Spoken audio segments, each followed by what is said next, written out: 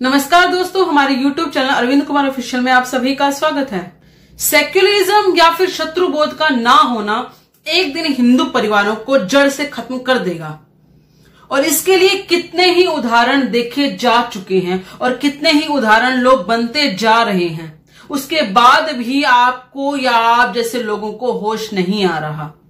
मैं ये नहीं कहती कि हमें सेक्युलरिज्म नहीं अपनाना चाहिए या फिर हमें उनको कहीं ना कहीं तरीके से हमें उनको बिल्कुल बाइकआउट कर देना चाहिए। आप ऐसा नहीं कर सकते क्योंकि हमारे देश के अंदर लोकतंत्र है और हमें उसी हिसाब से उसी संविधान के अनुसार चलना पड़ेगा।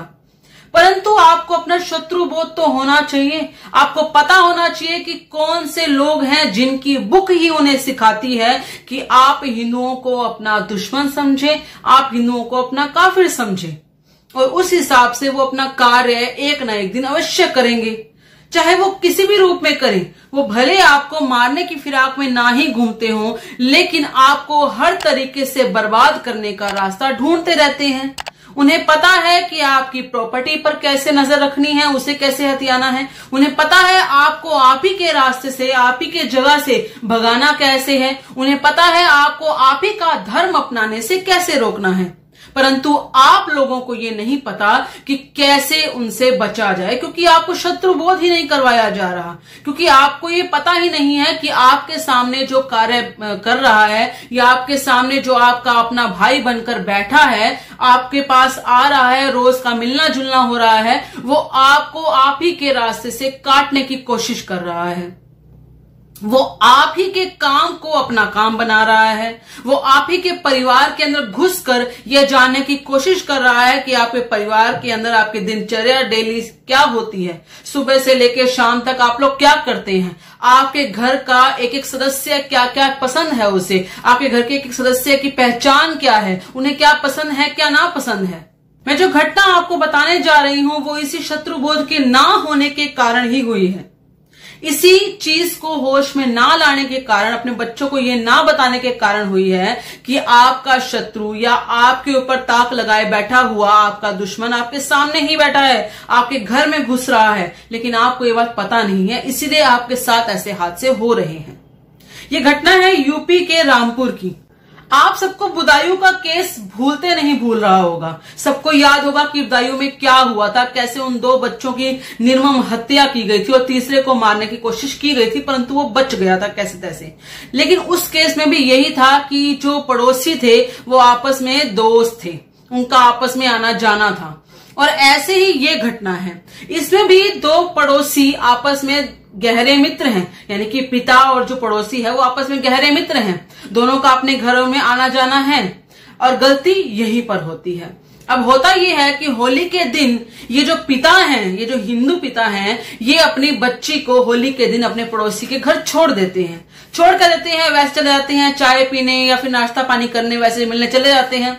अब इसी बीच में जो पड़ोसी की पत्नी है या ये कहें पड़ोसी की बीवी है, वो शौहर बीवी है, पड़ोसी की बीवी कहती है कि लड़की को यहीं छोड़ जाइए ना, थोड़ी देर यहीं बैठ जाएगी, खेल लेगी, हमारे साथ बतिया लेगी। पेरेंट्स यही करते हैं, बच्ची को छोड़ जाते हैं कि थोड़ी देर खेल लेगी। अब होता ये है कि वो जो बीवी होती है वो उस लड़की को कमरे में बंद कर देती है अपने शौहर के साथ। अब कमरे में बंद करने के बाद मुझे बताने की आवश्यकता नहीं है कि क्या हुआ होगा।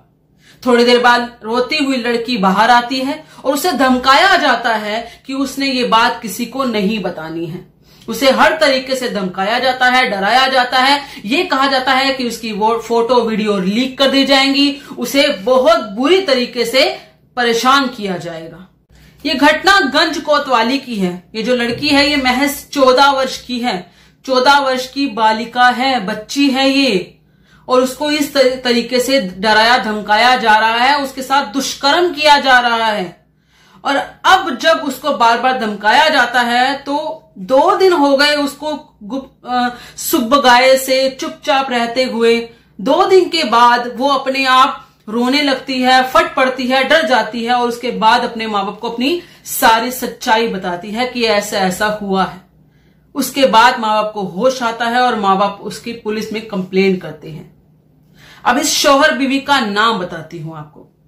शौहर का नाम है यमन खान और उसकी जो बीवी है उसका नाम है रुमाना बेगम। इन दोनों के खिलाफ जितनी भी धाराएं बनती हैं इस चीज को लेकर वो धाराएं लगाई जाती हैं, मुकदमा दर्ज किया जाता है और कार्रवाई की जाती है। परंतु सोच के देखिए, यदि ये सब ना किया जाए, यदि वो बच्ची डर ही जाए और यदि वो बच्ची बाहर निकल कर ये बात करे ही ना, तो क्या होगा? कब तक वो बच्ची बात नहीं करेगी?